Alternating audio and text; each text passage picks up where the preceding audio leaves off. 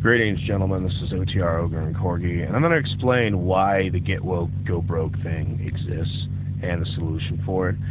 And we're going to skip all the volumes of history, like, basically evolution of man and why we do things, why we do everything for women, or, the communists in the 30s type of things, the slow corrosion of Marxism, aka Democrats. All the way through academia, all the way through the party culture that eventually led to the setup. The party culture was the setup. The free loving and sex thing was the setup for what we see today. And this comes down to why Get Woke, Go Broke is happening, why some of your favorite gaming companies, entertainment, all this shit, why they're doing it. It's not just that it's popular, because it's not. Most people know this stuff is fucking cancer. They know it's a money killer. They know that the average guy, who is the person who's really spending the money, wants to see women with, nice butts and big tits, chicks that can, either be soft and cute or can kick ass and look good kicking ass. No, this crap where they try to force feed us mediocre-looking women, frumpy-looking women, manly-looking women. This type of crap is literally forced down our throats because it's an agenda. And we all know that part. So how did this happen? You want to know the ace in the hole that happened to allow women to do this is literally the free love and sex back in the day meant that you had basically someone that you banged at some point. Now, way back in the day, if you banged somebody, go back and look into the history of a lot of these leftist movements and how many unconsensual moments actually happened between their women and their men, where it was just like, well, that was some bad shit that happened back in the day. Like, we're talking rape. And no one would believe you back in the day. But the more they forced into believe all women, and this really became bigger and bigger with the college situations, where basically a lot of these guys that were accused were falsely accused. Their lives were ruined, essentially, and based on a false accusation. And then you ask yourself, well, what was the prosecution? Like, did the women do equal? See, I personally believe if you falsely accuse somebody, you should do the equal amount of time plus 5 years. And it should be not this, casual version of prison. You should be busting rocks all day. We should make you do inefficient things painfully, so you'll think not to be there. You'll think, hey, how about I don't fuck up somebody's life? But that's not what happens. At best, because they've just ruined your life, you can civil sue. But if this woman's broke, what does it fucking matter? Oh, I'm going to sue her for this much money. She has no money. And this is also where you saw the weaponization of false accusations, in the sense that you get some broke bitch from a trailer park or some ghetto chick from the hood, and she can literally get a payday. Like, you get a political enemy, and you decide, we're going to take this person out. And they're like, what do you mean we're going to take him out? So I've got this bitch lined up right now, like was it Gloria Steinem or something, that made this into a way of life. And you have a political enemy, and you're just like, well, we'll falsely accuse him. And this went into college. This became, like, let's just say you had sex with a guy in college, and then you said, well, you go up to him and say, hey, if you don't give me $20,000, I'm going to falsely accuse you. And this guy's like 3-4 years into a real serious career. He's going to be a surgeon or something. Like, he's going to find some way to get that money. So on the down low, a lot of those fucking extortions happened. Well, take it to the next logical conclusion. The seeds that were sown by the previous generations of feminists, Marxists and whatnot, basically, you get these women into the business, into the HR, and, they start fucking their way up. They start using their feminine wiles, and they start moving up in the world by basically banging these dudes.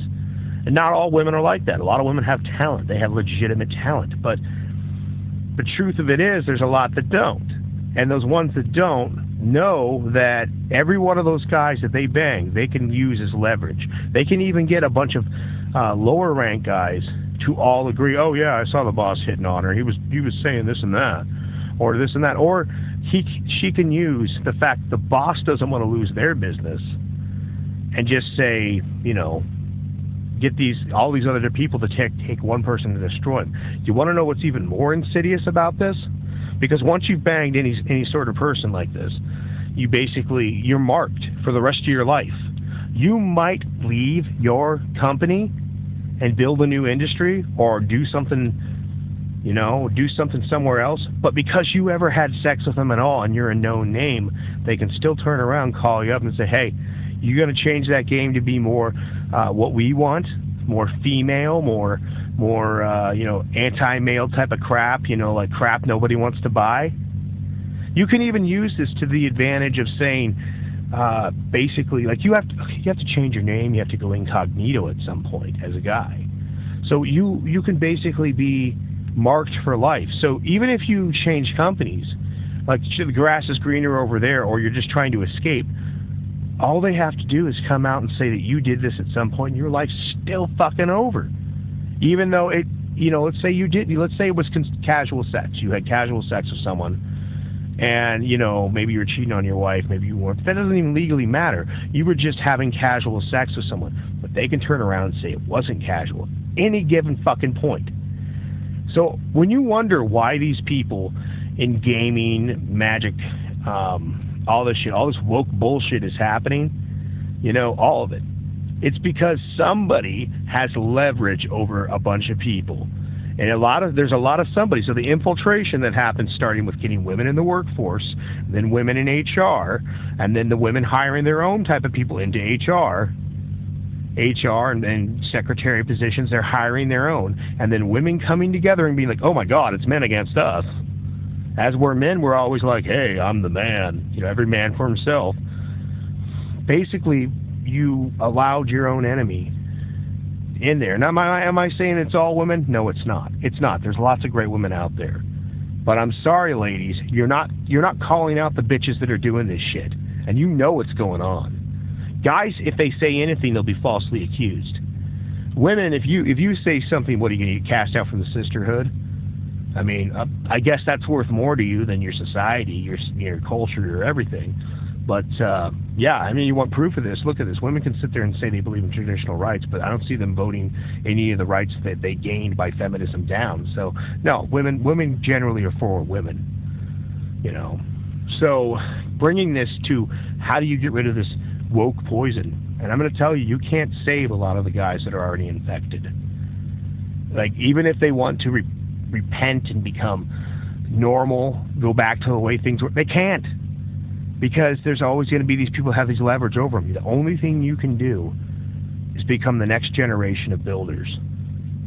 And you have to keep your businesses as small as possible. Low overhead, nobody in the office. If you can do all of this remotely, like they can work from their place at their house and you can work from your place, and keep it so small that you don't even, you know, you're subcontracting everybody. Like they do their work, they get paid, and, you know, the messages are all clean. There's none of this shit. There's no office party, none of this fucking bullshit like that. And, you know, hopefully you don't have to actually hire any women. And maybe, you know, that joke of, you know, we'll just hire transgendered lesbians, masculine representing. Wait, isn't that just a guy? Yeah, it probably is, but you can't say that he's not a woman, so he's technically hired a woman.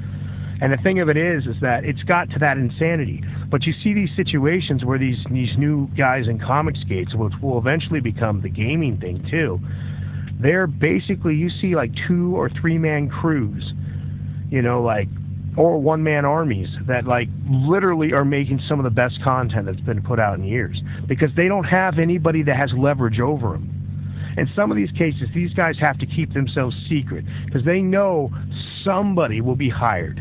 There will be some trailer park bitch that's hired to ruin them by some other competitor if people know who they are.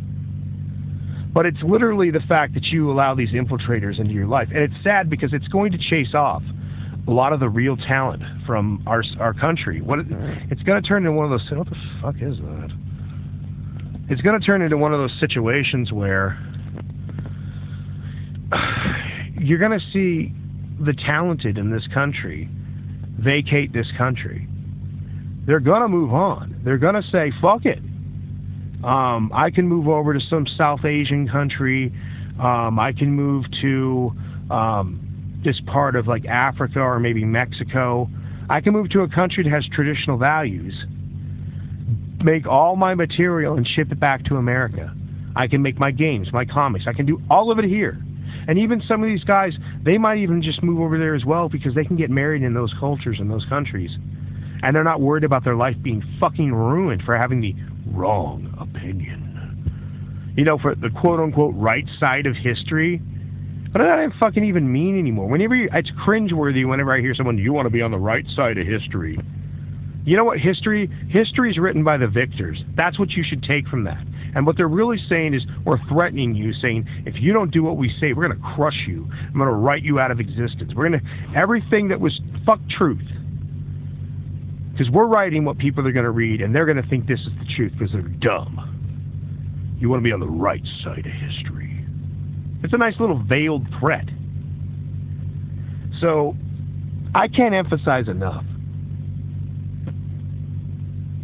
These women, to some degree, these are the threats. You know, these different groups, these demographics, these offended demographics will literally ruin your companies.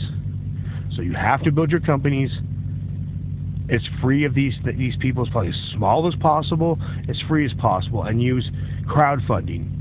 People are hungry for new material. It's funny, when you come out and say some stuff against the wokerati, because you're not allowed to speak against these woke people, it's fucking huge. People love it because they're like, we're tired of this pissant authoritarians.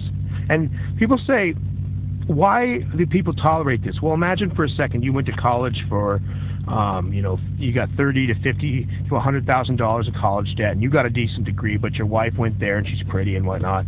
Hopefully she got a good degree. Maybe she didn't. Maybe she got some worthless crap.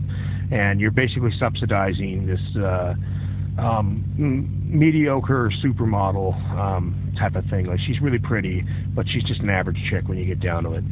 And she doesn't really have a degree, so now you have 100, she has 200,000. You know, you both have 200,000 together, and then you got a house that's 250,000 or more, maybe less, maybe more. Big cities probably more.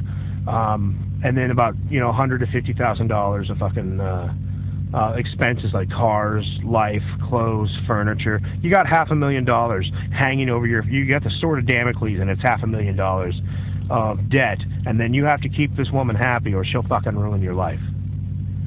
She'll take your kids, take your life, sell off the house, maybe keep the house, maybe you'll let her have the house just so you can have your kids in town, and then you're living out of your car while you're trying to get yourself fucking together, and she's fucking complaining that you're not paying enough in child support while you're living destitute poverty. Oh yeah, that average guy is not going to fuck up his life for his own opinion. He's not going to stand up straight and say, no, this is wrong, when he has too much to lose. So they use the debt against you, and then they use the false accusation to keep you in line. You know, like, hey, if you do anything I don't agree with, you're fucked, and you care too much about your family and your children to ever stand up. Your debt makes you a slave. Who you sleep with makes you a liability. And the solution is just to eliminate living in debt and having these liabilities around. Build your businesses small and efficient, and make sure that you're anonymous. There you go. That's how you end the woke shit. It's what started it. We could go way back in history and talk about all that, but that's a whole different thing. But here you go. This is it. You got to keep the business small. So I've said enough on this. Like, link, and subscribe. Y'all take it easy.